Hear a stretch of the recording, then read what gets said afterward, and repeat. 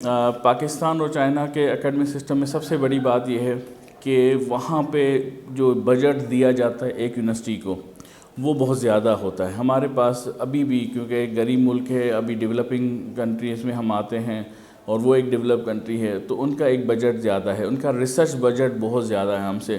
دوسرا وہ بہت زیادہ ڈیڈیکیٹڈ ہے. آپ کو میں بتاؤں, جب میں پہلی مرتبہ اپنی کلاس میں گیا تو میں سمجھا کوئی گریجویشن کی کلاس ہوگی, مگر اس میں کیونکہ اس میں 70 ابو اسٹوڈنٹس پی ایچ ڈی کے بیٹھے ہوئے تھے صرف ایک ڈپارٹمنٹ کے. تو آپ اندازہ کریں کہ وہ ہر سال 70 سے 80 اسٹوڈنٹ صرف ایک ڈپارٹمنٹ کے پی ایچ ڈیز جو ہیں وہ پاس آؤٹ کر رہے ہیں. اور ہمارے پاس اگر دیکھا جائے تو پورے سندھ میں اگر میڈیا کے اسٹوڈنٹس کی بات کی جائے تو میرے خیال سے کوئی 10 کے قریب اسٹوڈنٹس جو ہے وہ پی ایچ ڈی کرتے ہوں گے میکزیمم میرے حساب سے, وہ بھی بہت زیادہ میں نے بتا دیا. اور یہاں پہ جو ہے وہ ہم ابھی بھی پرانا سلیبس پرانی چیزوں پہ ہیں, ہم نئی چیزوں پہ نہیں ہیں, ہمارے پاس وہ ریسورسز ابھی تک ہمیں مہیا نہیں کیے گئے. تو بہت زیادہ ڈفرینس ہے. دوسرا بڑا ڈفرینس یہ ہے کہ وہاں کی اسٹڈی جو ہے وہ انڈسٹریز کے ساتھ لنک ہے. کوئی بھی پروجیکٹ انڈسٹری کو کرنا ہوتا ہے تو وہ گورنمنٹ کا ان کا رول ہے کہ وہاں پہ ان کو ریسرچرز چاہیے ہوتے ہیں جو کہ یونیورسٹیز پرووائڈ کرتی ہے.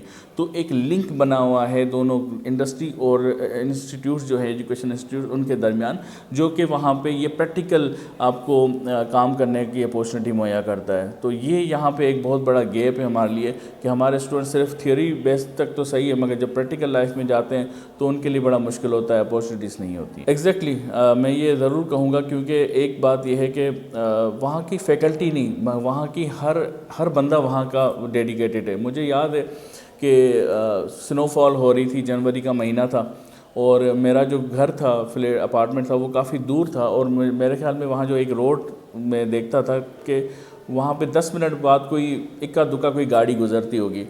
تو اس کلائمیٹ میں ایک بوڑھی خاتون وہاں پہ صفائی کر رہی تھی. تو جب میں نیچے آیا سامان لینے کے لیے, بہت سردی تھی, تو میں نے واچ مین سے پوچھا کہ ابھی تو ضرورت نہیں ہے اس کو کہ وہ صفائی کر رہی ہے, کیونکہ ایک گاڑی جو ہے وہ 10 منٹ بعد شاید گزرے اور روڈ بھی بڑا کلیئر ہے اور سنو ہو رہی ہے, اس کو اپنی صحت کا خیال نہیں. تو اس نے کہا کہ ہمیں پتہ ہے کہ یہ ملک ہم نے کیسے لیا ہے, ہماری کتنی کوششیں ہیں, ہمارے جو بانی ہیں ان کی کیا قربانیاں تھیں, ہمارے لوگوں کی کیا سیکریفائسز ہے, تو ہمیں اپنے ملک سے بہت محبت ہے اور ہم اپنا کام بہت ایمانداری سے کرتے ہیں. تو اگر ایک سویپر جو ہے وہ بنا کسی کے مانیٹرنگ کے اتنا ایمانداری سے کام کر سکتا ہے, تو ٹیچر تو آپ کو پتہ ہے کہ بہت زیادہ ایمانداری کے ساتھ اور ڈیڈیکیشن کے ساتھ وہاں کام کرتے ہیں. دیکھیں, سب سے پہلی بات جو میں آبزرو کرتا ہوں کہ آنیسٹی بہت امپورٹنٹ ہے. اگر آپ اپنے ساتھ آنیسٹ ہیں تو اپنے پیرنٹس کے ساتھ آنیسٹ ہوں گے. اس میں دونوں کا رول ہے. ایز اے ٹیچر ہمیں آنیسٹ ہونا پڑے گا کہ ہمیں جو کام دیا گیا ہے وہ ایمانداری کے ساتھ اپنے اسٹوڈنٹس تک وہ میسج پہنچائیں, وہ ہم پڑھ کے آئیں تاکہ ہم پڑھائیں گے. ایسے نہ ہو کہ بس صبح اٹھ کے ہمارے ٹیچرس آ جائیں اور اس کے بعد جو ہے وہ اسٹوڈنٹس کو کچھ بھی پڑھا کے چلے جائیں. ایک کمپلیٹ سلیبس جو کہ اپرووڈ سلیبس ہونا چاہیے فرام ٹاپ ٹو باٹم. دوسرا, اسٹوڈنٹ کی بھی ایک جو ہے وہ رسپانسبلٹی ہے کہ ایسے نہیں ہونا چاہیے کہ وہ صرف اٹینڈنس کے لیے ہی یونیورسٹی آ رہا ہے. ٹھیک ہے, اس کا ایک اپنا انٹرسٹ ڈیولپ ہونا چاہیے کہ وہ کس طریقے سے وہ ٹیچر سے, کیونکہ دیکھیں اگر اسٹوڈنٹ زیادہ کوشچن کرے گا تبھی ٹیچر جو ہے وہ پڑھ کے آئے گا. اگر اسٹوڈنٹس بالکل خاموش رہیں گے تو اوبیسلی ہم کہتے ہیں نا کہ آپ کو شاید کچھ سمجھ میں آیا نہیں آیا. تو یہ 2 وے کمیونیکیشن ہے. ٹھیک ہے, آنیسٹی بہت امپورٹنٹ ہے. آنیسٹ رہیں اپنے ساتھ اور آنیسٹ رہیں اپنے پیرنٹس کے ساتھ, جو کہ خاص کر کے اسٹوڈنٹ جو کہ بہت مشکل سے اس وقت پاکستان کے جو حالات ہیں اس میں جو ہے وہ فیس پے کر رہے ہیں, اخراجات پے کر رہے ہیں اپنے اسٹوڈنٹس کا, اپنے بچوں کا. تو لہٰذا یہ 2 وے کمیونیکیشن ہے. ہمیں دونوں سائڈ پہ رہ کے جو ہے وہ ایمانداری کے ساتھ ہمیں جو یہ رول دیا گیا ہے ٹیچنگ کا وہ کرنا پڑے گا, تاکہ اسٹوڈنٹس جو ہے ہمارا آنے والے فیوچر میں جو ہے وہی آگے بڑھیں گے اور پاکستان کا نام روشن کریں گے. دیکھیں, بالکل آپ کی بات سے میں ایگری کرتا ہوں. میرے والد صاحب کا نام آج بھی ایگریکلچر یونیورسٹی میں لیا جاتا ہے کہ وہ بہت زیادہ ڈیڈیکیٹڈ اور پنچول رہیں اور اپنے کام کے ساتھ بہت زیادہ آنیسٹ بھی رہیں.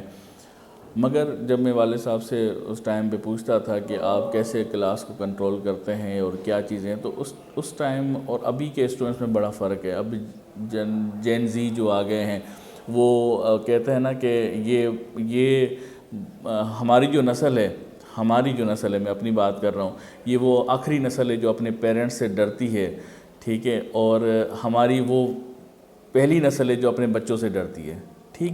تو بات یہی ہو گئی کہ پورا سسٹم چینج ہو گیا ہے۔ اب اس کو آپ سوشل میڈیا کا نام دے دیں یا ہماری جین زی کا نام دے دیں تو اب بڑا مشکل ہو گیا۔ اگر آپ تھوڑی بہت سختی بھی، آپ کو یاد ہوگا کہ آپ نے بھی جب ٹیچرز سے پڑھا ہوگا تو آپ کو ایک ڈر خوف ہوتا ہوگا کہ ٹیچر کے سامنے کس طریقے سے مجھے اپنے آپ کو ریپرزینٹ کرنا ہے، اس کی ریسپیکٹ کیسے کرنی ہے۔